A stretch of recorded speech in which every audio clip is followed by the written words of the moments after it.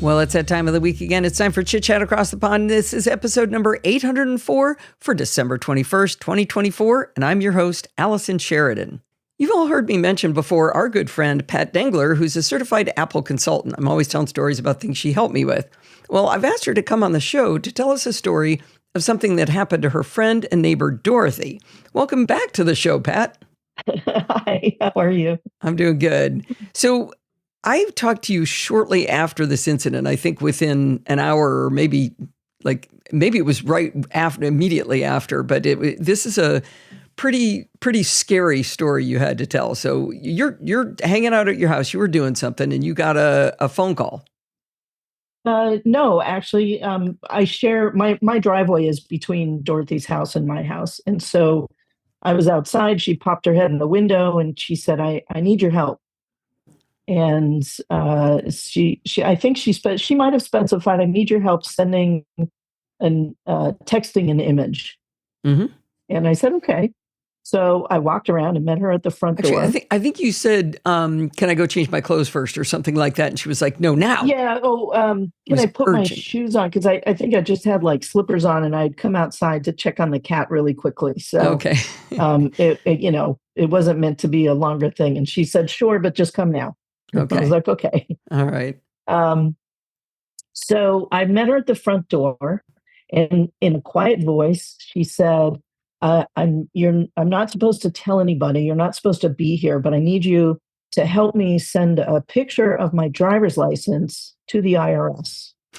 And right away I said, Dorothy, it's not real. It's bogus. And she assured me, she was very dead serious. She said, no, it's 100%, it's the IRS. So I thought, all right, I'm going to give her the benefit of, she's clearly been dealing with somebody on the phone. Maybe she called them. I don't know. So I walk in and she's got her iPhone, which I think is an 10R, maybe something like that. It's an older iPhone, but she's got it connected to the bathroom outlet because she's trying to charge it at the same time. She doesn't use her phone very much, her iPhone. And she, part of my curiosity with this was also because I know that she knows how to text pictures because I've showed her before and she's done it successfully. But she had an existing text message with someone, and she couldn't connect texting the picture from her camera, the camera app, into that message. She could initiate a new message, but then she didn't have that person's phone and blah, blah, blah. So that's where she kind of got stuck. And I was looking at it and I saw the phone number. And while she was playing with it, before she kind of let me in to do it, I tried to look up the number and it came as some very vague Maryland number. Okay. And I could hear somebody in the background on the speakerphone starting to get insistent. Like, can't you send me the message, blah, blah. And I thought, he's got the wrong attitude. If he's really from the IRS and if he's really trying to help her, he's being pushy. He had a small accent, not very much. So he spoke English very well, but he did have a slight accent. And I told Dorothy, I said, just hang up. And she did. She hung up the phone. And I said, this does not, when the phone was disconnected, right. I said, I told her, I said, this does not sound right. And this, by the way, was about 3 p.m. And that's important because she started to tell me the story that it started at around 8 a.m. Oh, wow. She gets a phone call and it's from Amazon now I'm going to do air quotes on these, which I know nobody can see.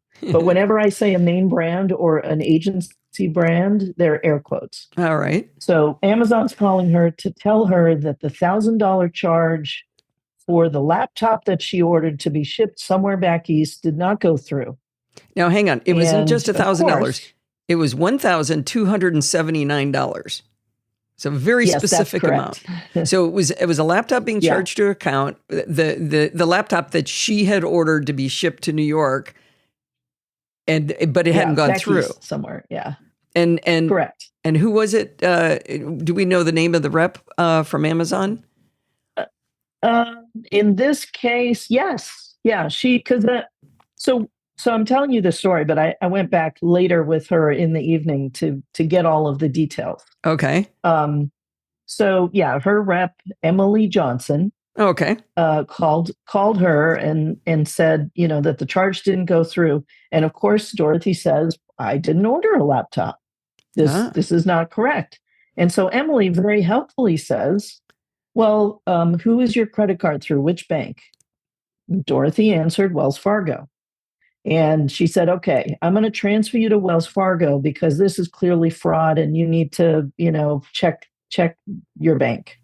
So she transfers her to Elena Brown at Wells Fargo. Air quotes. Remember, air quotes, yeah.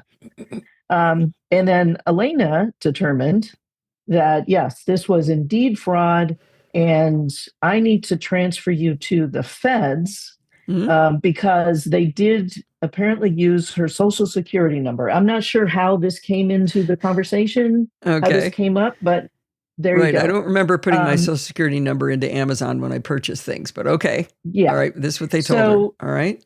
So she transferred her to Neil at the Federal Trade Commission, and he gave her his ID number, FTC number 10253, and we have the phone number. And Neil was going to run a whole check because he noticed, and by the way, he repeated her full social security number to her. She did not initiate giving that to anyone. Wow. So this is, I think, part of the reason why she was convinced that this was legitimate is because, okay, maybe they could have the last 4 digits of her social, but they shouldn't have her full social. Yeah. So he asked her in part of the conversation, where do you bank? And she listed off the various banks. She's a teacher's credit union, and I think she's also at Chase and at Wells Fargo.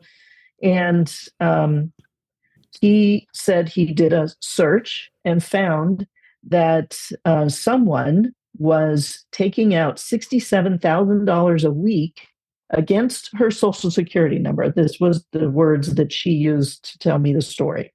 Okay. And from those bank accounts. Yeah, from some bank account somewhere. And what they need to do is run an investigation, and they need to prove that Dorothy is not responsible for this. And in order to do that, and there's some sort of section number that he quoted, 19A, regarding money laundering. And so that she needs to freeze or suspend her banks and prove that she's not responsible and that she needs to get a new social security number. And what is going to happen is a Federal Trade Commission officer is going to come to her house and we'll have some forms for her to fill out, some questions.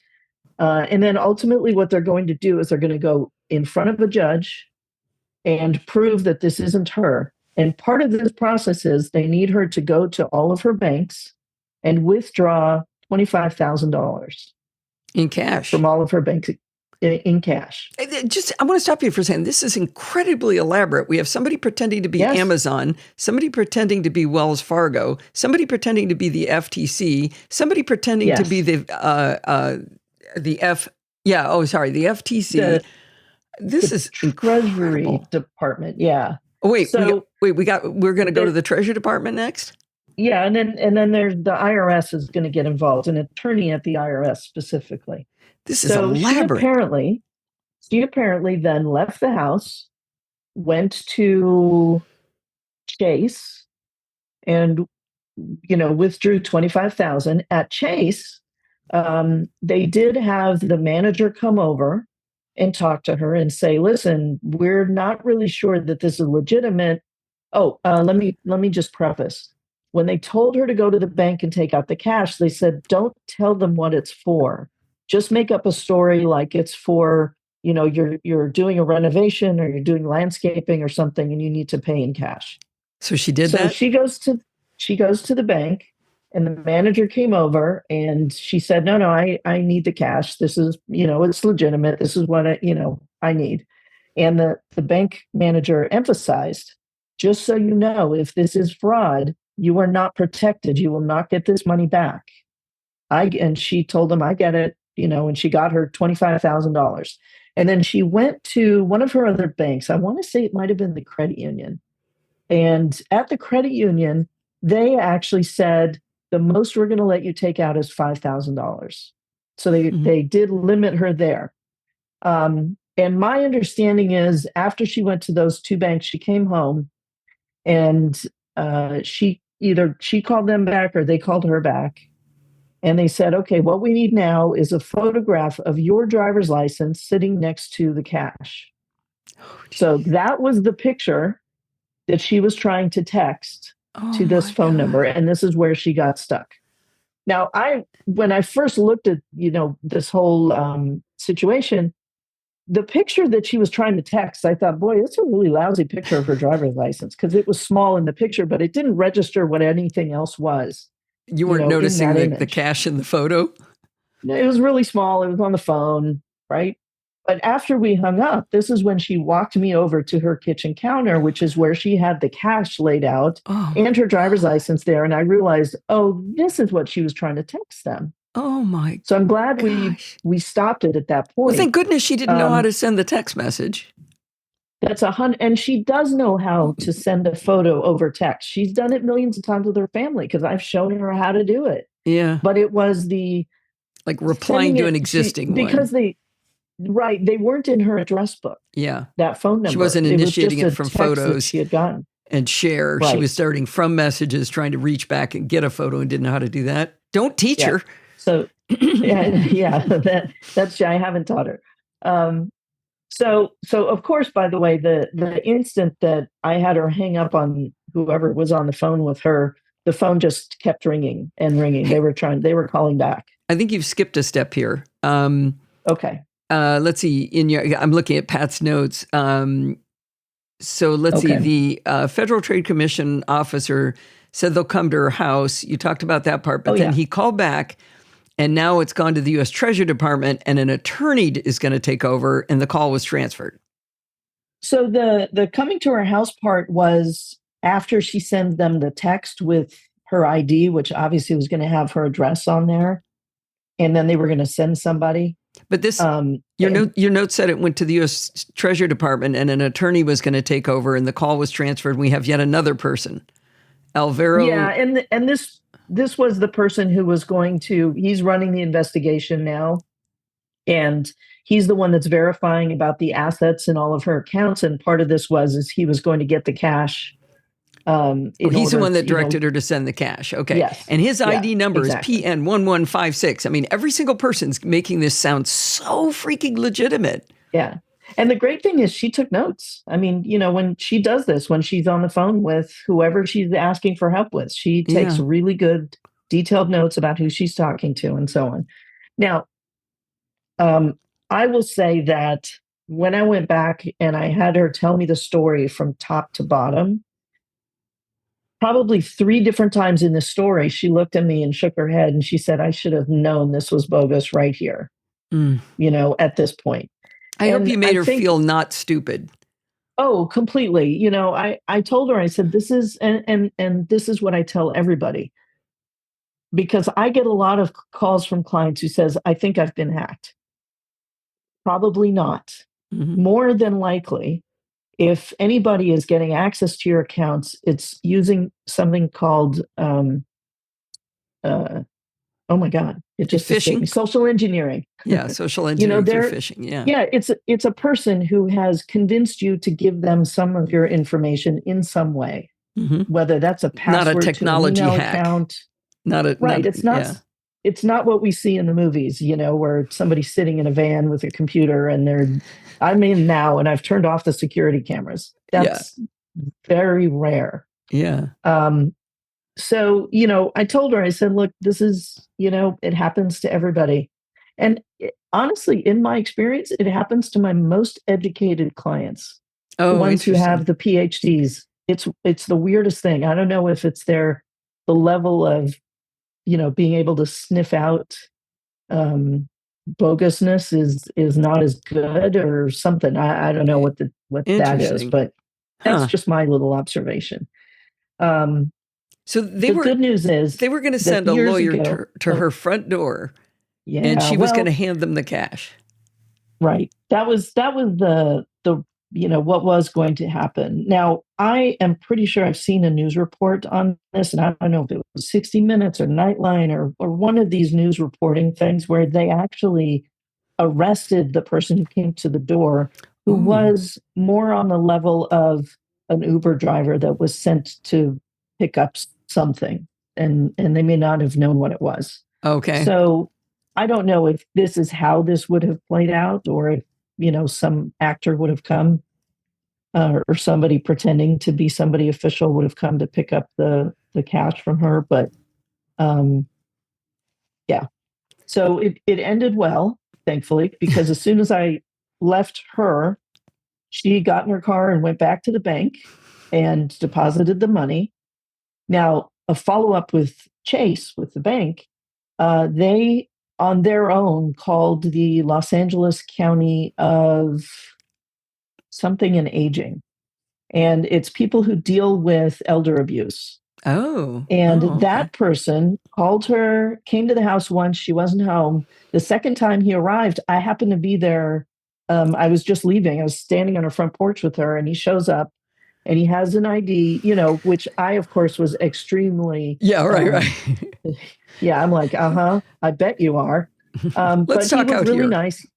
Yeah, he offered to help her file a police report, and he wanted to be assured that she didn't actually lose any money, Mm.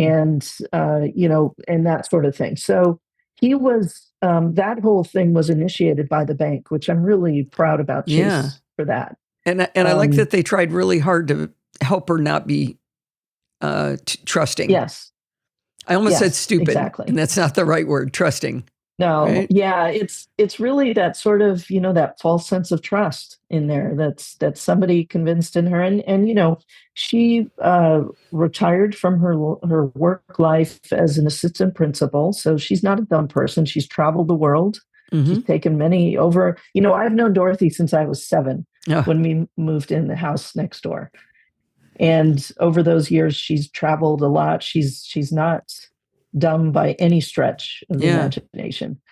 But it's an emotional thing when somebody is convincing you that you may be at risk of having to go to jail, if we don't prove that you didn't do all this.